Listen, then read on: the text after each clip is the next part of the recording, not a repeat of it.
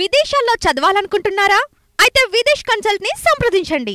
ఇవాళ జిల్లాలో మొదటి నుంచే నేను జడ్పీటీసీ కావచ్చు, ఎమ్మెల్సీ కావచ్చు, ఎమ్మెల్యే కావచ్చు, ఎంపీ కావచ్చు, ఇవాళ ముఖ్యమంత్రి కావచ్చు, ఏ స్థాయిలో నేను రాజకీయాలలో చిన్నది పెద్దది ఏ పదవైనా ఉండని మాదిగోళ్ళ పిల్లలు న్యాయంబడే తిరిగి ఎన్నికల ప్రచారం చేశారు.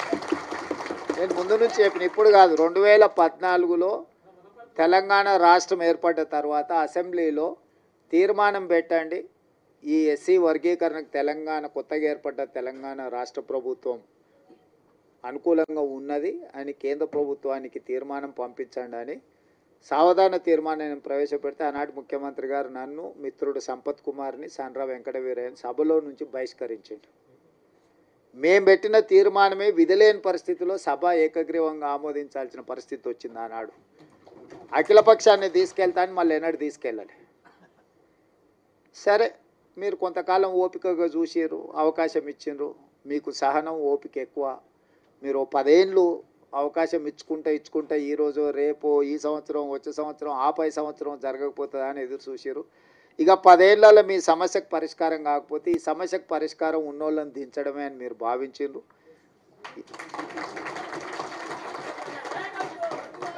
మీరు అవకాశం ఇస్తే మొదటి సంవత్సరంలోనే సుప్రీంకోర్టులో జడ్జిమెంట్ వచ్చిన, సుప్రీంకోర్టులో కేసులు సంవత్సరాల కొద్ది వాయిదా పడుతుంటే నేను అయిన తర్వాత దామన్నని పిలిచిన, మన ఎమ్మెల్యేలు అందరిని పిలిచిన, అక్కడ సుప్రీంకోర్టులో కేసు వాయిదాలు పడుకుంటూ పోతుంది, ఇంకా దీన్ని వాయిదాలు వేయడానికి వీలు లేదు, మనమే ప్రత్యేకంగా ప్రభుత్వం నుంచి ఉద్దండులైన న్యాయవాదులను నియమిద్దాం దామన్నా, నువ్వు ఢిల్లీకి వెళ్ళు, ఎమ్మెల్యేలు అందరిని తీసుకొని అని చెప్పి వేముల వీరేశాన్ని, మందుల శామెల్ను, గవ్వంపల్లి సత్యనారాయణన్, లక్ష్మణ్ని, అందరినీ ఎమ్మెల్యేలు అందరినీ దామన్నకు తోడిచి ఒక కమిటీలాగా ఢిల్లీకి పంపించి మన సిద్ధార్థ్ లూత్రాను, అభిషేక్ సింఘ్వీని, వీళ్ళందరినీ న్యాయవాదులను అందరినీ మన తరఫున సుప్రీంకోర్టులో బలంగా కేసును బెంచ్ మీదకి తీసుకొచ్చి బలంగా వాదనలు వినిపించినాం. ఎందుకు వర్గీకరణ చేయాలనే దాని మీద. పంజాబ్ వర్సెస్ యూనియన్ ఆఫ్ ఇండియాలో ఉన్న కేసు చాలా ఏళ్ళ నుంచి పెండింగ్ ఉంది. దీంట్లో మీరు అందరు పిల్లలు చాలామంది చదువుకున్న వాళ్ళు ఉన్నారు. ఏళ్ళ కొద్దీ వాయిదాలు పడుతున్న దాన్ని 7 మంది న్యాయమూర్తులు ఒక దగ్గర కూర్చోవడం అనేది అంత అల్కగా పని కాదు. ఒకరు కూర్చునుడే కష్టం ఉంది. ఇవాళ రేపు 7 మంది ఒక్కసారి ఇట్లా లైన్గా కూర్చొని మీ వాదనలు వినాలంటే కంటిన్యూస్గా వాదనలు వినిపించి సుప్రీంకోర్టును మెప్పించి సుప్రీంకోర్టులో జడ్జిమెంట్ తీసుకొచ్చి ఆ జడ్జిమెంట్ను ఏ రాష్ట్రం ఈ దేశంలో అమలు చేయలేదు. ఏ రాష్ట్రం, ఏ కేంద్ర ప్రభుత్వం. ఇవాళ మా సోదరుడు ఎక్కడైతే మద్దతు పలుతుండో, నాకు మంచి మిత్రుడు ఆయన, నాకేం విభేదాలు లేవు. నేను మళ్ళీ మీరు ఎవరైనా అనుకున్నారు, కృష్ణమాదిగతో నాకు పర్సనల్ రిలేషన్ చాలా గొప్పగా ఉంది. ఆయనతో నాకు ఏం చిన్న ఎంట్రకాంత కూడా మాకు భిన్నాభిప్రాయాలు. కాకపోతే నాకంటే ఆయన కిషన్ అన్నను, మోడీని ఎక్కువ నమ్ముతుండ్రు. కానీ వాళ్ళ ప్రభుత్వాలు ఉన్న దగ్గర కూడా ఎక్కడ అమలు చేయలే. ఎక్కడ కూడా ఏ రాష్ట్రంలో అన్న వాళ్ళ ప్రభుత్వం ఉన్న కాదు, ఇన్ని రాష్ట్రాలలో వాళ్ళ ప్రభుత్వం ఉంది, నన్ను చేసిరా. కానీ నేనేందంటే ఈ వర్గాలకు అన్యాయం జరిగింది, ఇక నేను ఉన్నప్పుడు కూడా న్యాయం చేయకపోతే వీళ్ళకి ఎవ్వరు న్యాయం చేయరని నేను బలంగా నమ్మిన. అందుకే ఇంకెవ్వరు ఏమన్నా అనుకొని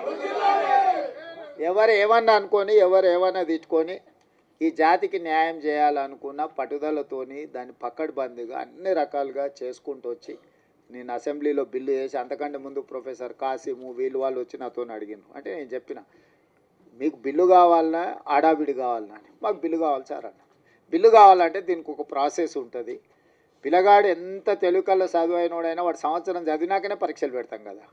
దీనికి కూడా ఈ ప్రాసెస్ కూడా ఒక పద్ధతి ఉంటుంది. అసెంబ్లీ కానీ లేకపోతే క్యాబినెట్ కానీ కమిషన్ కానీ రిపోర్ట్ కానీ దాన్ని చట్టం రూపొందించాలి. చట్టంలో లొసుగులు ఉండొద్దు. మళ్ళీ దాన్ని చట్టం చేసినాక మళ్ళీ దాన్ని ఎవరో ఒకరు దాంట్లో ఏదో ఒకటి ఎతికి కోడిగుడ్డు మీద ఈకలు వీకినట్టు ఏదైనా చేస్తే అది మళ్ళీ మొదటికి వస్తే ఇంక మళ్ళీ ఎప్పటికీ ఇది అపరిష్కృతమైన శాశ్వత సమస్య ఉంటుందని చెప్పి దాన్ని పక్కడ్బందీ చేసి దాన్ని మొత్తం దామన్నను ముందలు పెట్టి వెనకంగా మేము అందరం ఉండి మిగతా వాళ్ళందరినీ సమన్వయం చేసుకుంటూ నేను సభలో కూడా అందరినీ కూడగట్టి ఎవ్వరు కూడా దీన్ని వ్యతిరేకించే సాహసం చేయలేదు. ఎవరిని కూడా వ్యతిరేకించనీయకుండా వ్యవహారం నడిపినాం.